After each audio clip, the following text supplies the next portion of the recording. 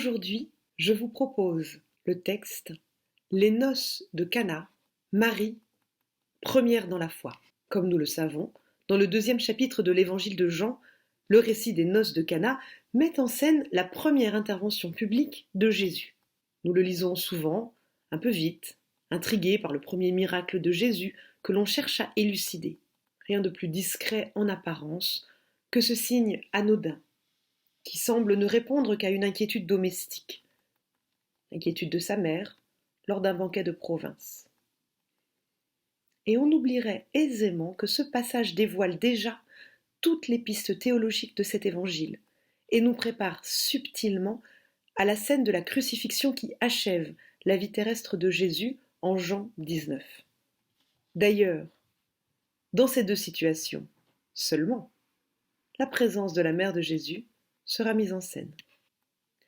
Jean ne parle pas de miracle, mais de signe, par le choix d'un terme grec qui désigne plus précisément un acte lié au dévoilement de Dieu comme créateur et donateur de vie, en surabondance. Il nous en présentera 7. Ici, à Cana, chapitre 2, versets 1 à 12, puis la guérison du fils d'un officier, au chapitre 4, versets 43-54, celle d'un paralytique, chapitre 5, versets 1 à 16, la multiplication des pains, chapitre 6, Jésus marchant sur les eaux, chapitre 6, versets 16 à 21, la guérison de l'aveugle-né, chapitre 9, versets 1 à 41, et la résurrection de Lazare, chapitre 11, versets 1 à 46. L'évangile de Jean ne prend pas le temps de revenir sur la merveille du oui d'une jeune femme qui accueille le Verbe de Dieu en son sein. Cet acte hautement subversif qui inaugure l'incarnation est considéré comme un acquis pour tout lecteur de cet évangile. En revanche, il accordera à cette femme, mère de Jésus, 2 places majeures qui vont souligner l'importance du rôle qui lui est attribué. Dans ce chapitre 2, une incitation de Marie va bousculer Jésus. Cette sollicitation sur un mode impérieux, sinon impératif, va permettre d'esquisser toutes les merveilles de la bonne nouvelle, du renouvellement de l'alliance avec un Dieu qui se fait humain, pour nous conduire au Père, afin de nous diviniser. Et nous percevons surtout que dans ce premier élan impulsé par une femme, sa mère, le Christ Jésus nous invite déjà tous à la fête de la résurrection, en partageant le vin qu'il nous offre. Le déroulement de ce premier signe mérite examen, car il sert de cadre à l'établissement d'un dialogue avec Jésus qui se reproduira de récit en récit jusqu'au terme, et à chaque fois avec une femme comme interlocutrice, pour expliquer le sens de la révélation. Comme toujours dans l'évangile de Jean, tout est indice, la date, le lieu, le motif de la scène. Ainsi le narrateur situe l'action au 3e jour. Cette précision n'est pas anodine. Elle pointe la manifestation de Dieu en Exode, chapitre 19. C'est au 3e jour que le Seigneur descendra sur le mont Sinaï aux yeux de tout le peuple, qui annonce l'alliance de Dieu avec son peuple. Bien sûr, cette mention renvoie aussi pour tout chrétien à un autre 3e jour, dont il n'est pas encore question, celui de la résurrection. Les exégètes nomment ce procédé littéraire inclusion, car en opérant un lien entre le début de l'action de Jésus et son terme, il expose déjà qui il est. Si la date est symbolique, que dire du lieu ? La scène ne se déroule pas dans un temple, ni même à Jérusalem. Nous ne sommes pas dans un lieu d'autorité ou de pouvoir. Le récit nous conduit au contraire dans une petite ville de Galilée assez mal vue des Judéens, parce qu'elle accueille des populations mêlées. Voilà un curieux endroit pour qui voudrait manifester sa gloire. Et là, à Cana, nous sommes transportés au cœur d'un mariage, occasion commune de rassemblement dans la joie. Nous devinons que le choix d'une scène évoquant une forme d'alliance veut symboliser l'alliance avec Dieu. L'alliance de Dieu qui vient à la rencontre de l'humanité pour l'illuminer et la sauver. Est-ce l'endroit adapté pour s'annoncer au monde ? Tout se déroule sur le mode ordinaire d'un quotidien tranquille. Marie se montre dans son rôle de mère, dans une présence sans emphase. Elle sera ainsi au pied de la croix. Notons qu'elle n'est pas appelée par son nom. Elle ne le sera jamais chez Jean. Le récit nous signale cependant que c'est par elle que Jésus et quelques disciples, à sa suite, sont invités à la fête, tout comme nous savons que c'est par elle que Jésus est entré dans le monde. Tout se passe donc comme si Marie présupposait la divinité de Jésus venant la solliciter au moment où va s'exercer son ministère et se révéler sa messianité.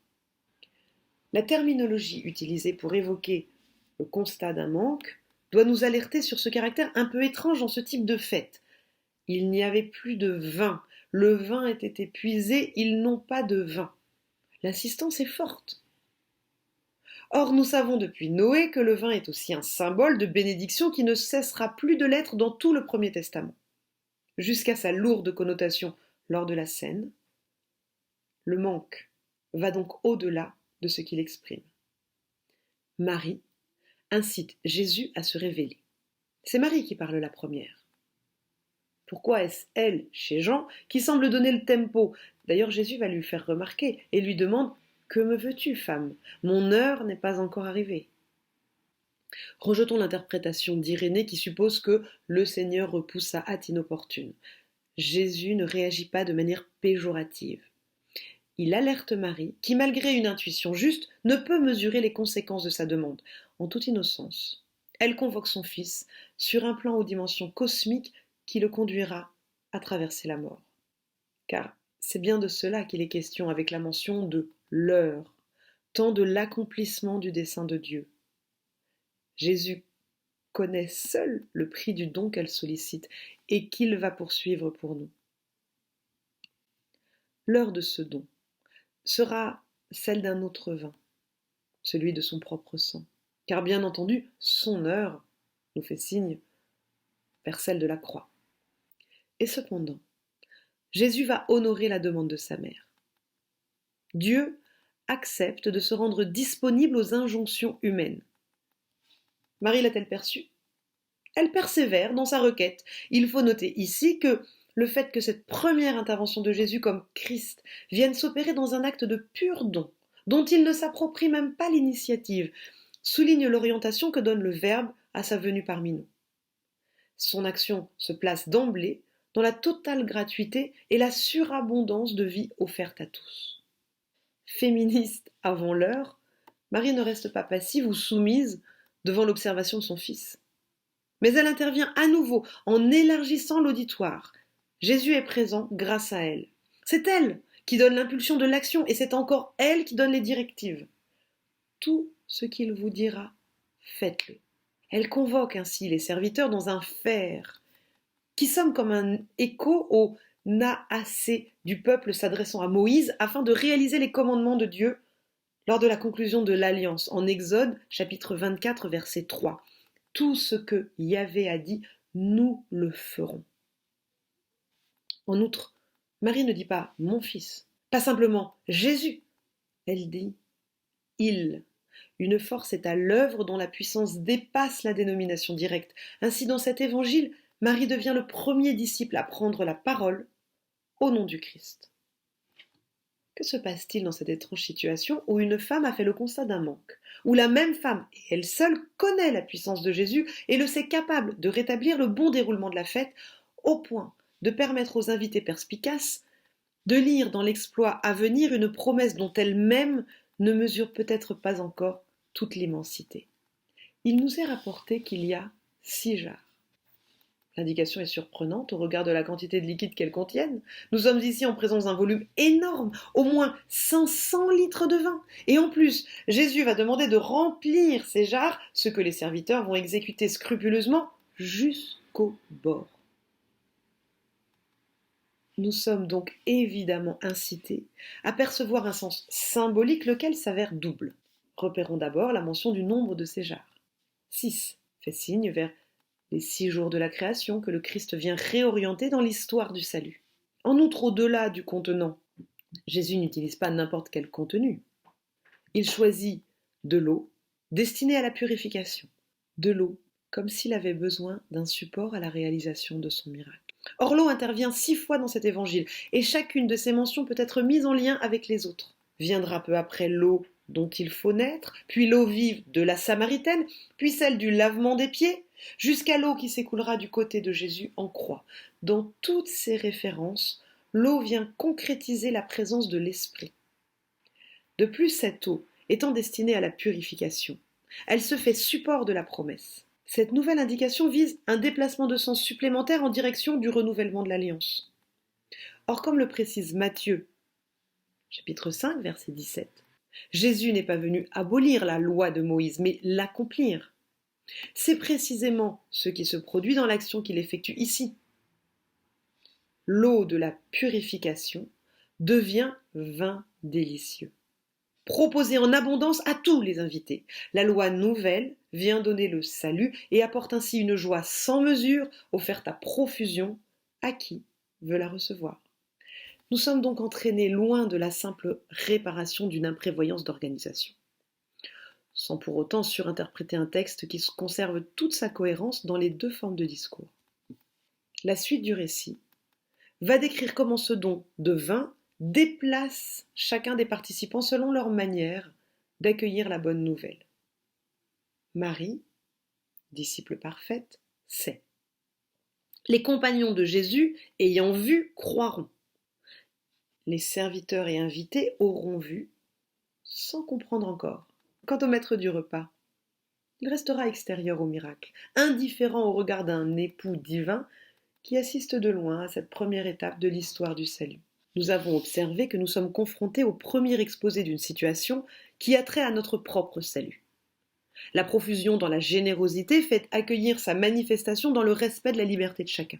Liberté car dans cet épisode des noces de Cana, le positionnement des différents intervenants par rapport à Jésus rejoint chacun au stade qui est le sien. Tout d'abord, nous avons vu le rôle de Marie, la mère de Jésus, qui sait sans aucun doute que son fils n'est pas seulement humain, mais fils de Dieu.